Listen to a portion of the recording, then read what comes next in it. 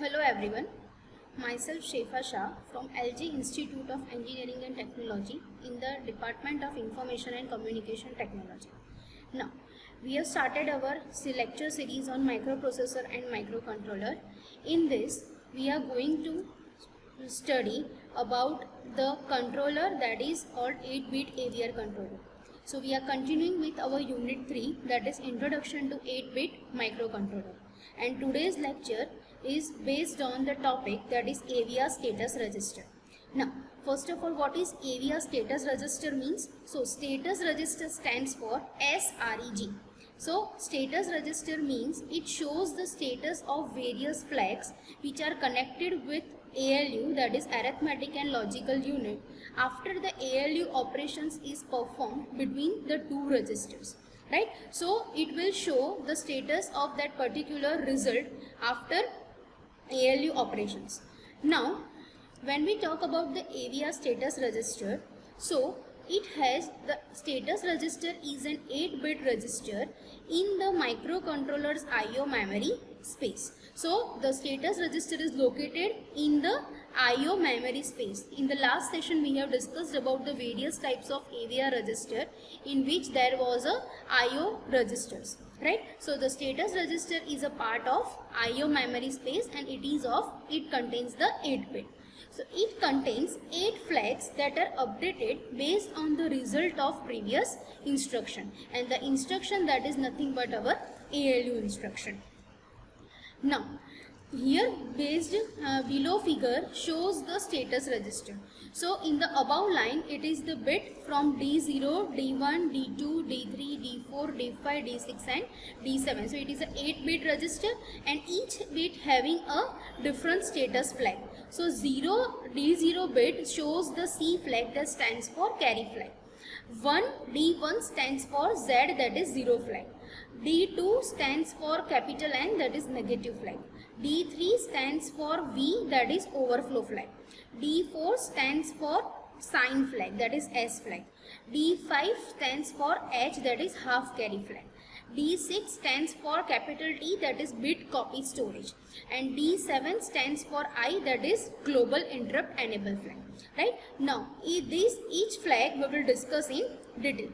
So, the representation of 8 bits in the status register are bit 0 carry flag, bit 1 0 flag, bit 2 negative flag, bit 3 that is 2's complement overflow flag, bit 4 that is sign bit, bit 5 that is half carry flag, bit 6 that is bit copy storage, and bit 7 stands for global interrupt enable, that is I flag. Now, the operation of each bit will be explained with the help of an example. So, starting with the D0 bit, that is the carry flag. So, the carry flag will be set if the carry occurred in the ALU operation. Right? So, if the ALU, our AVR microcontroller consists of 8 bit. So, after the 8-bit operation, that is ALU operation, if there is a carry, right, in the ninth bit, then what is happened? This carry will be set in the carry flag of the status register. Otherwise, it will be resetted. Now, here you can see one example in this first instruction, that is LDI R16 0xFF. So, this instruction means we need to load R16 register with the data 0xFF, which is in hexadecimal. Similarly, LDI R17 0xFF. So, here we need to load data 0xFF again in register R17. And last instruction, that is our ALU instruction, that is add R16 and R17. So, what it will do? So, it will add 0xFF and 0xFF. Right? And the result will be stored in R16. So, what will happen? So, the R16 and R17 will have the data that is 0xFF. If we represent 0xFF, then it will be all 8 ones. Right? Now, what we need to do is we need to add R16 and R17. So, 8 ones plus 8 ones. So, after addition, binary addition, this 1 and 1 will be 0. Then carry will be 1. Right? So, after this addition, what will happen? This 1 will be generated as a carry. So, this after 8-bit operation, this 9th bit 1 which is generated over a carry, that is called as a carry flag, and this bit will be shown in this carry flag. The status of the carry flag will be set. So because the sum of 0xFF and 0xFF is greater than a 8-bit, register can hold the MSB of the sum is shifted into the carry flag of the status register. So the last bit, which is the 9th bit, that will be stored in the carry flag of the status register. Now second, that is D1 bit, that stands for 0 flag, which is denoted by Z.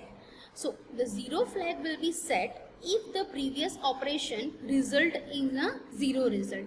For example, so the 0 flag, when it will be set, after ALU operations the result is 0 in ALU. So what it will happen, the 0 flag will be set, otherwise it will be resetted. Here in this example it has been seen that register 16 is loaded with 0x03. So it will have the data 0x03. Right? Now after decrement of R16, first decrement, right, then it will be a second decrement and third decrement. So what will happen? So R16 will have a data 0x03. Now after first instruction execution decrement, it will have a data 0x02. Then again in the next instruction, after the decrement, again second instruction, it will have the data 0x01. And last, in the after third instruction decrement R16, when it will be executed, the data will be 0x00. So finally the R16 will have the data 0x00. So as the result is 00, what will happen? The 0 flag will be set in the status register, that is D1 will be set, right? Now next, moving on to the negative flag, which is N, capital N. Now the negative flag is set whenever bit C1 of the previous operation is set, that is the result is negative. So that is total, the answer is total, after ALU operation the answer is of 8-bit, right? So whenever the bit 7 will be 1, it shows the result is negative and the negative flag will be set. Now as you can see in this figure, this example, this R16 is loaded with 0x01 and SBI, that is subtract immediate, right? So subtract immediate, what we need to do is we need to subtract 1 from 2. So the result will be -1, right? So the -1, that is the signed number, in the positive we will say as a 255. Right? So what it will happen, Rx is 0x01. When SBI instruction is executed, 0x02 will be subtracted from 0x01 and the result is -1. So the negative flag will be set. So whenever the result is negative after ALU operations, the negative flag will be set and it will be find out by using the bit 7 of that particular result. So whenever the result will be negative, the bit 7 of the particular result, that will be equal to 1. Next, that is overflow flag, that is V, the 2's complement overflow flag, right? So the carry flag is great when we are working with 8-bit unsigned values, that is from 0 to 255. But when we talk about the signed values, which have -128 to 127 range, so during this process we are using the overflow flag instead of this carry flag. In this case, we have a 2's complement overflow flag, which will be set when the result of the operation is too large to fit in a 7-bit number, right? So if the number or is the result after the ALU operations is greater than this 7-bit number, then the overflow flag will be set. But this is in case of only signed numbers. Now, as you can see in this figure, as example, what has been done. So the R16 register is loaded with -128, which is the signed number.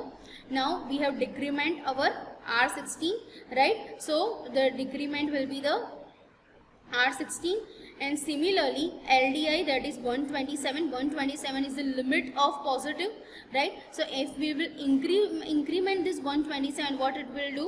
It will overflow this carry, overflow this flag, right? Similarly here -128, so -128 it will be a decrement, so it will be -129. -29 will not set in this range, right? So the overflow flag will be set.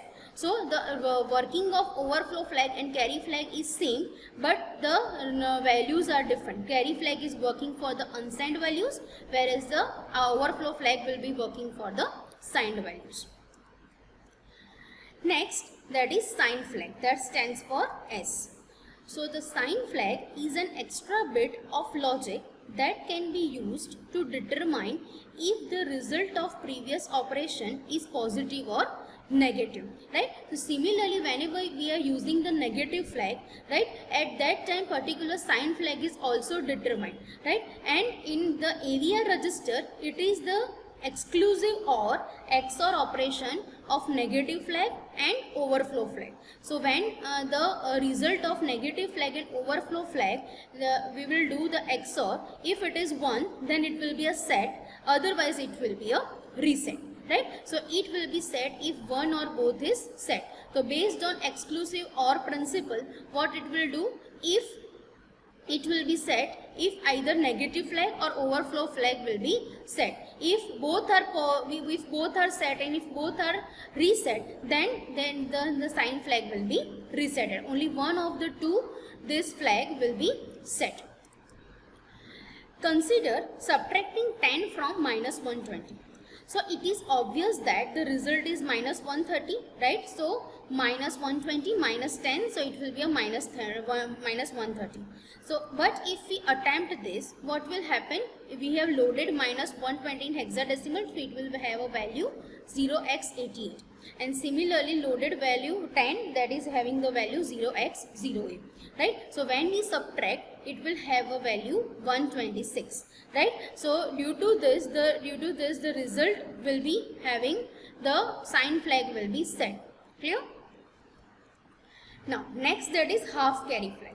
So as the carry flag we are using, we are monitoring the after 8-bit result. If there is carry, then the carry flag will be set. Similarly, when we are working with 8-bit numbers, if there is carry from D3 to D4, that is from lower nibble to higher nibble, at that particular time the half carry flag will be set. So the half carry flag is set when an overflow occurs between a lower and upper 4 bits of a register.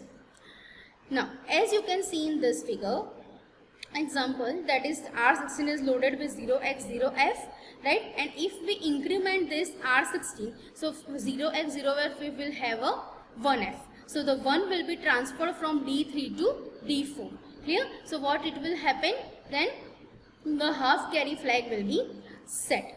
So the half carry flag is most useful when dealing with binary coded digits, that is BCD number, right, where 2 digits are stored in upper and lower nibbles of a register. So whenever there will be a carry transferred from D3 to D4, that is from lower nibble to upper nibble or higher nibble, at that particular time the half carry flag will be set, otherwise it will be a resetted. Next, that is D6 bit, that is bit copy storage. So the bit copy storage stands like DT flag is not actually set by any ALU operations.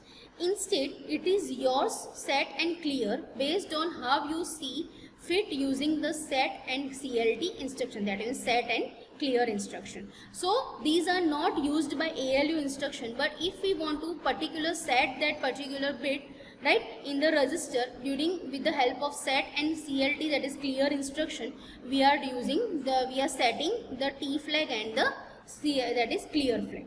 So when we using SET, at that particular time the T flag in the status register will be set, and when we are using CLT, the T flag in the status register will be clear, that is 0. And last, that is global interrupt flag, that is stands for I. So by setting this flag, interrupts are enabled in the system. By clearing it, interrupts will not disrupt your program flow, right? So what will happen when we enable this interrupt flag, at that particular time only the interrupts will be taken by that particular controller, right? Otherwise, whenever it will be resetted, no interrupt will be generated and the original main program will be continued.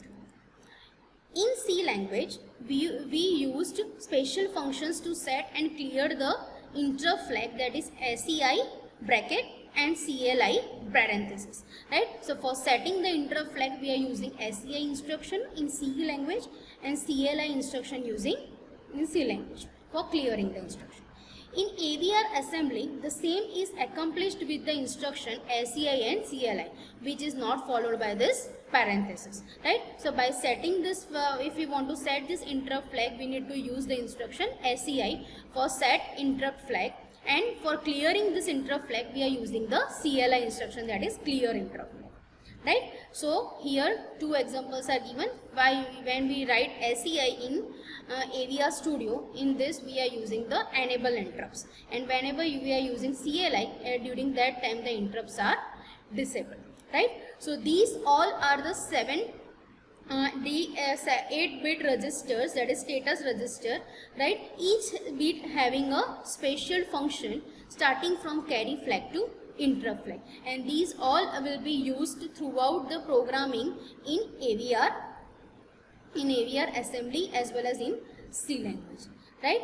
So that's all for today's session, right? And here we have discussed our topic, that is AVR status register. So